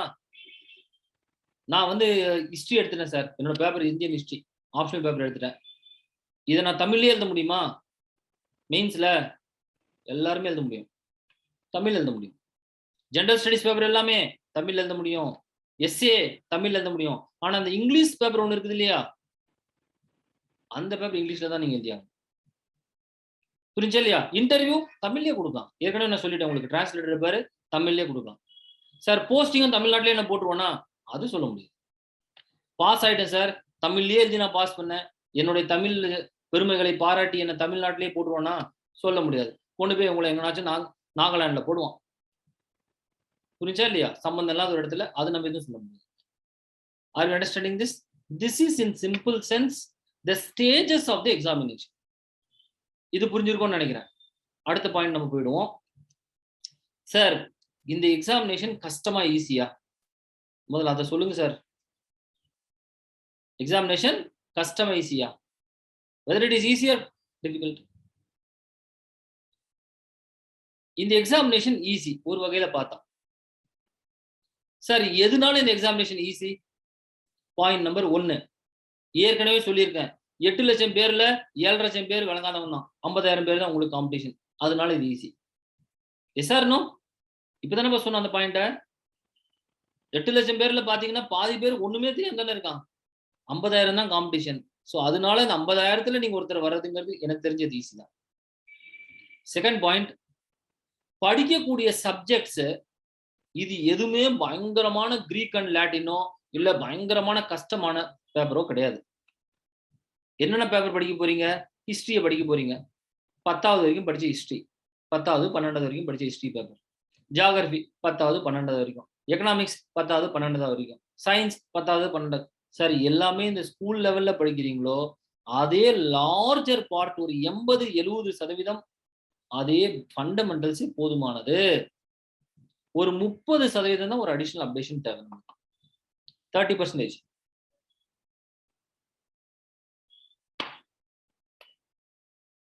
only 30% you need additional updations. புரிஞ்சா உங்களுக்கு? மூணாவது, இந்த பரீட்சை ஏன் ஈஸின்னு நான் சொல்றேன் அப்படின்னா, ரொம்ப டஃப்பா இன்டெலிஜென்ட்டா இருக்கான்ல சார், நான் ஐஐடியில படிச்சேன், நான் ஐஐஎம்ல பாஸ் பண்ணேன், அவங்கலாம் இந்த பரீட்சை யாருமே தாக்கு பிடிக்க முடியறதில்ல. அவங்களால ஒரு பரீட்சை வச்சுக்கிறீங்க, ஒரு 3 மாசம் டைம் கொடுத்தீங்கன்னா பாஸ் பண்ண முடியும். ஆனா சிவில் சர்வீஸ் அப்படி பண்ண முடியாது. சிவில் சர்வீஸ் ஏன் டஃப்னா, இந்த ப்ராசஸ் டஃப்.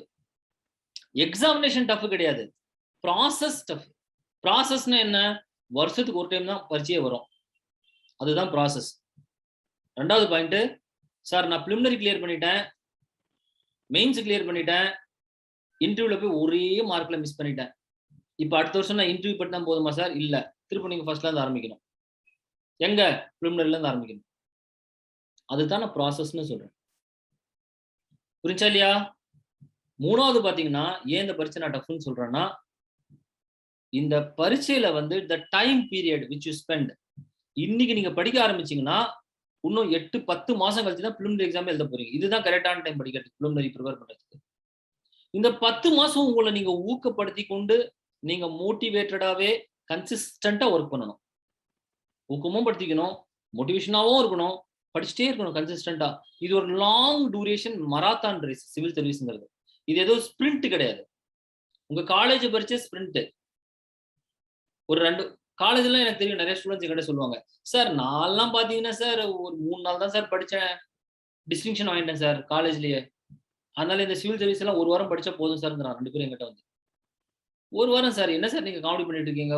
ஒரு மேக்ஸிமம் சார் ஒரு 15ல இருந்து 1 மாசத்துல நான் எல்லாத்தையும் படிச்சு நான் பாஸ் பண்ணிடுவேன், எல்லா மெட்டீரியலும் ஒன்னா கொடுங்க சார்ங்கிறாங்க. பண்ண முடியாது. ஏன்னா இந்த சிவில் சர்வீசஸ்ல நீங்க ஒரு மராத்தான் மாதிரி லாங் டைம் பீரியட் இருக்குது. ஒரு முக்கியமான விஷயம், இந்த சிவில் சர்வீசஸ்ல வைடா படிக்க போறீங்க.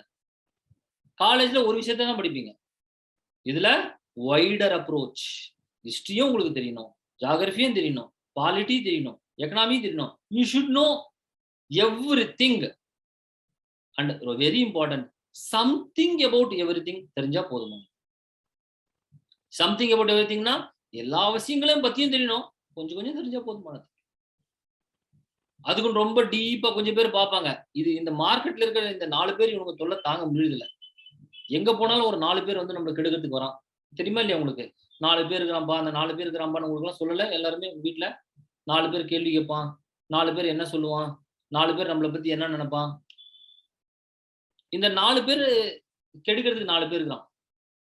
அவன் என்ன பண்றான், சிவில் சர்வீஸ் ப்ரிப்பேர் பண்ணணும்னு நம்ம போய் யாருக்காச்சும் சொன்னா ஃபர்ஸ்ட் எடுத்தோன்னே அவன் சொல்றது ஒன்னே ஒண்ணுதான், அப்பா அது முடியாதுப்பாங்கிறான். அது யார் வேணாலும் பாஸ் பண்ணலாம், ஆனா நீ பாஸ் பண்ண மாட்டேங்கிறான். நம்ம போய் ஒருத்தங்கிட்ட போய் சிவில் சர்வீஸ் ப்ரிப்பேர் பண்ணோம்னா கண்டிப்பா டிராப் இப்பயே விட்டுருங்க.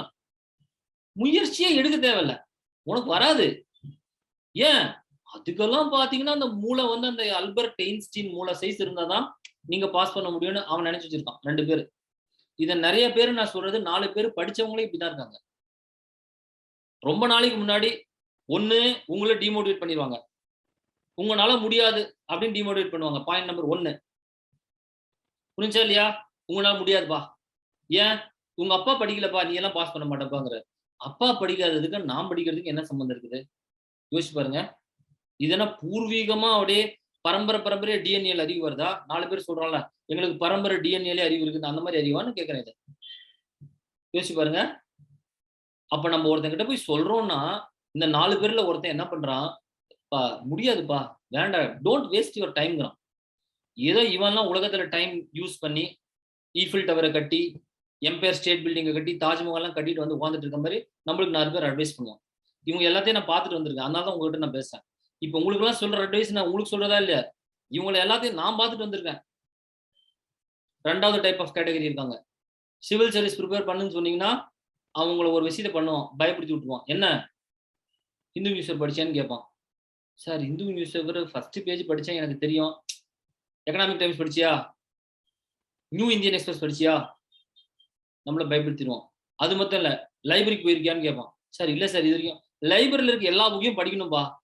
நீ என்னப்பா நீ ஐஏஎஸ் படிக்கிறங்கிற, ஒண்ணுமே படிக்கல. லைப்ரரியில போய் உட்காந்து ஃபர்ஸ்ட்ல இருந்து எல்லா புக்கையும் எடுத்து வச்சு படி, படிச்சா நீ ஐஏஎஸ் ஆயிடுவாங்கிறான். அவனுக்கும் ஐஏஎஸ் பத்தி ஒன்னும் தெரியாது, ஒரு மண்ணுமே தெரியாது.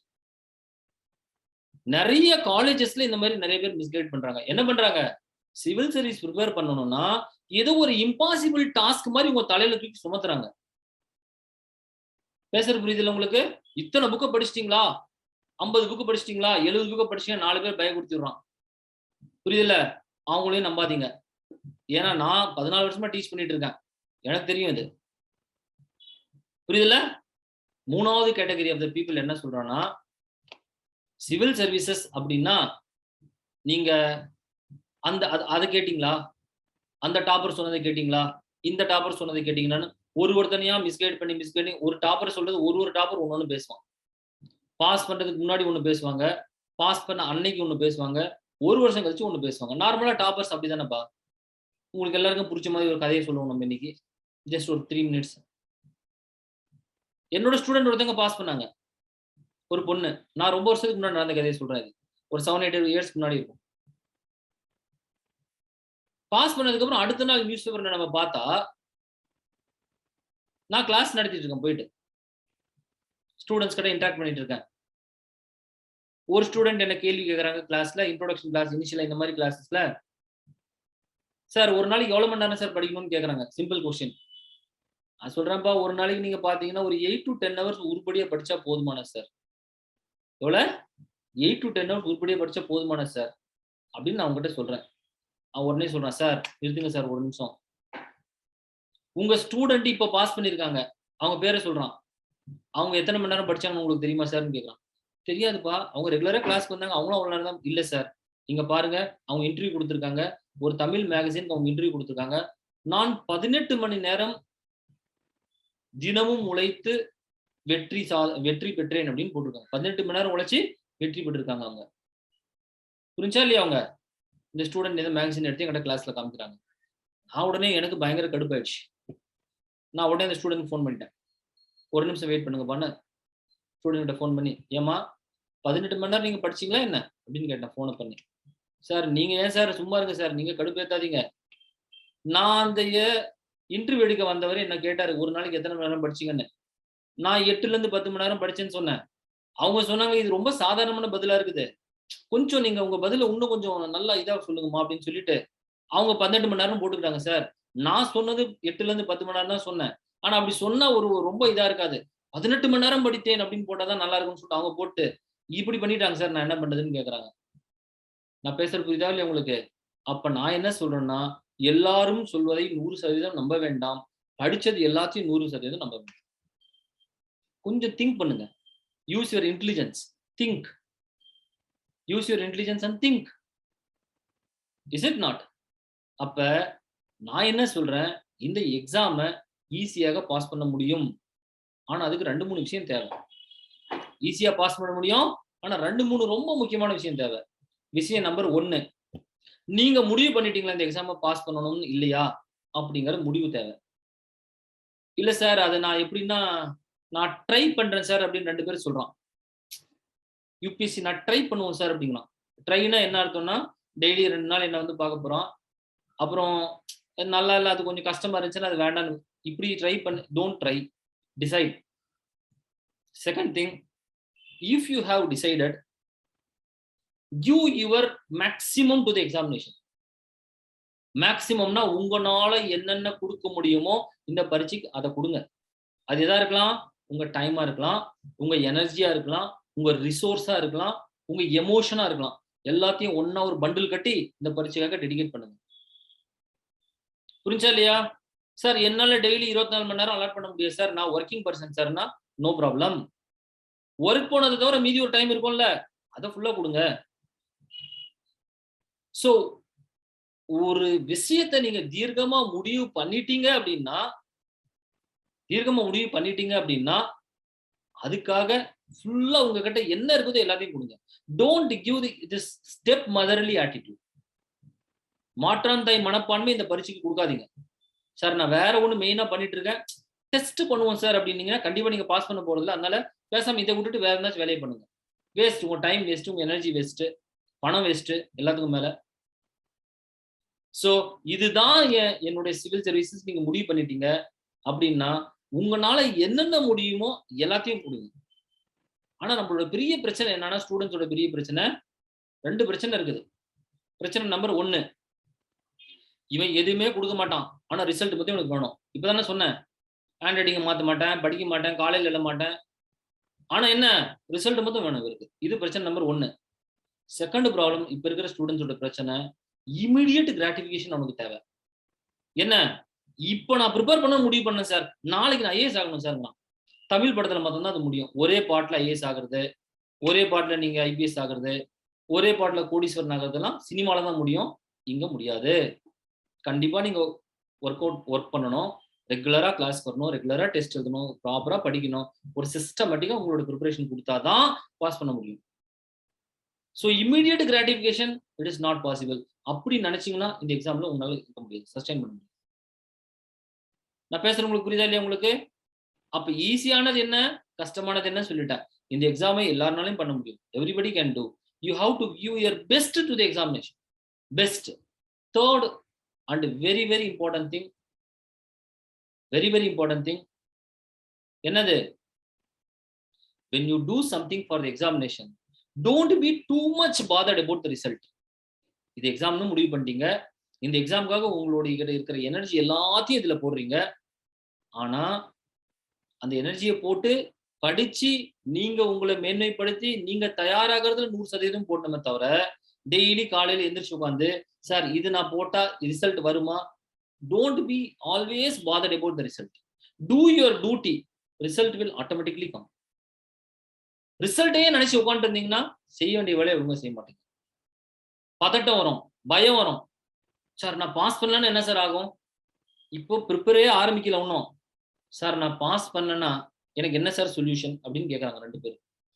இன்னும் பரீட்சையே எழுத ஆரம்பிக்கல, ப்ரிப்பரேஷன் ஆரம்பிக்கல, அதுக்குள்ள என்ன சொல்றாங்க, சார் நான் பாஸ் பண்ணாம போனா, நான் என்ன சொல்றேன், பாஸ் பண்ணு, think that you will clear, start preparing for this.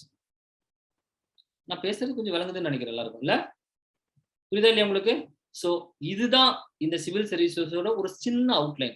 கம்மியான மெட்டீரியல் நிறைய டைம் படிக்கணும், கம்மியான மெட்டீரியல் மார்க்கெட்ல அவைலபிளா இருக்குது. இன்னைக்கு இருக்கிறதுல மிகப்பெரிய பிரச்சனை என்ன அப்படின்னா, surplus of everything is the biggest problem to the aspirant. எல்லாமே கொட்டி கிடக்கிறது, அதுதான் பெரும் பிரச்சனை. என்ன கொட்டி கிடக்குது, எல்லாமே கொட்டி கிடக்குது. இன்டர்நெட்டை சர்ச் பண்ணி ஹிஸ்டரின்னு அடிச்சீங்கன்னா 50 வீடியோ வருது. ஹிஸ்டரின்னு ஒரு கடையில போனீங்கன்னா ஒரு 50 புத்தகம் வச்சிருக்கிறான். நாங்க படிச்ச காலத்துல கஷ்டமானது விஷயம் என்ன, மெட்டீரியலை எடுக்கிறது கஷ்டம், ஆனா ஒண்ணுமே இருக்காது.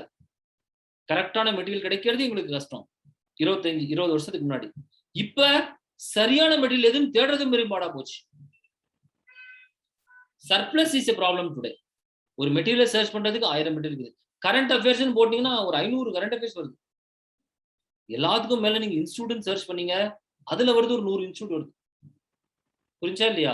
அப்ப சரியானது எது தேர்ட் பண்றது, இன்னைக்கு அதுதான் ஒரு பெரிய டிஃபிகல்ட்டியா இருக்கு. Today the difficulty is not depth. கம்மியா இருக்கிறதோ, இல்லாம இருக்கிறதோ பிரச்சனை இல்ல. அது நாங்க இருந்த காலத்துல பிரச்சனை.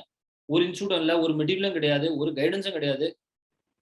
இன்னைக்கு எல்லாமே சர்ப்ளஸா இருக்குது. இதுல எது சரி, எது தப்புங்கிறது உங்களோட மைண்ட் அப்ளை பண்ணுங்க. Apply your mind. That's what it is. R you understanding this?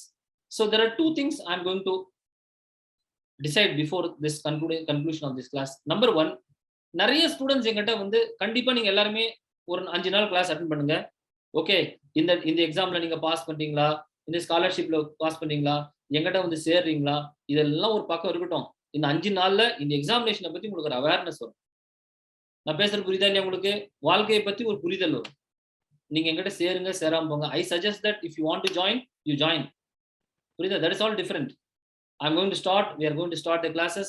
Already it is in October, preliminary June அடுத்த வருஷம் ஜூன்ல இருக்குது. This is going to be the last batch. So you want to prepare, you prepare. You join. That's not an issue. இப்பந்தே join பண்றதா join பண்ணுங்க. That's not an issue for me.